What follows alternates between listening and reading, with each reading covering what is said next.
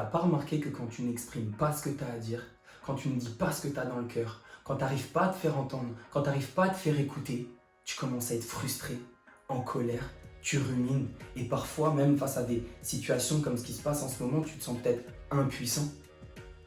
Alors je me suis dit, mais comment on peut faire pour faire entendre notre voix?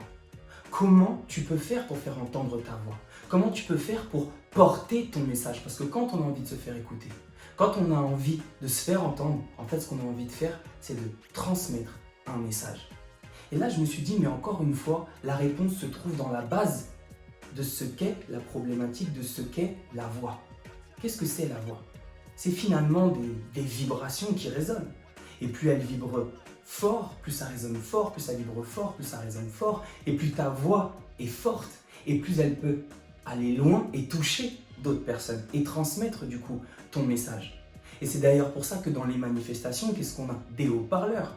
Et pourquoi on a des haut-parleurs? Pour que ça vibre encore plus, pour que ça résonne encore plus, et pour que ça touche encore plus loin, pour que ça touche encore plus fort. Mais tu vas me dire que durant toute l'année, tu ne vas pas attendre une manifestation pour t'exprimer.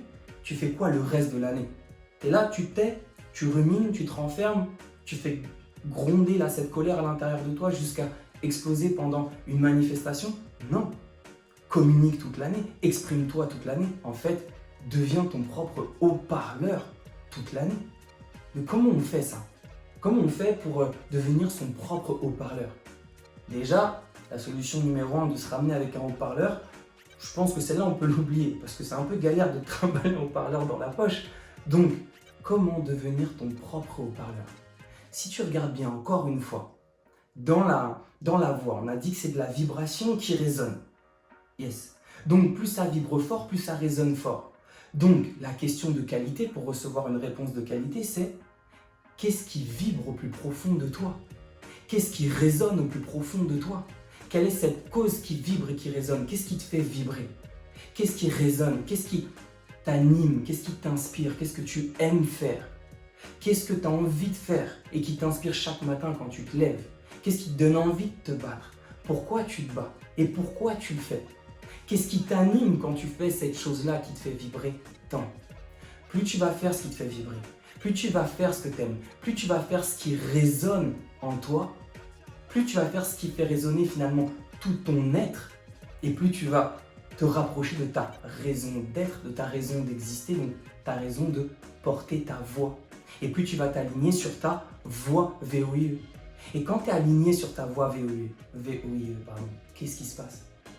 Tu es inspiré, tu es inspirant. Et du coup, pense à une personne qui est inspirée et inspirante et qui est sur sa voix. Qu'est-ce que tu fais? Tu l'écoutes. Et oui, elle peut porter sa voix VOX. Donc, toi-même, fais ce qui te fait vibrer et fais ce que tu aimes. Tu te dirigeras sur ta voix et ce sera la meilleure manière de faire porter ton message et ta voix. Et à ce moment-là, tu deviens ton propre haut-parleur, ton propre porte-parole, avec des paroles qui portent, c'est-à-dire qui pourront aller toucher d'autres cœurs. Merci. J'espère que cette vidéo t'a plu, surtout en ces moments de changement et de crise. Si tu as envie de porter ton message, partage cette vidéo. Si tu as envie que d'autres personnes portent leur message, partage-leur cette vidéo. Et je peux que te dire encore une seule fois le plus beau des mots. Merci.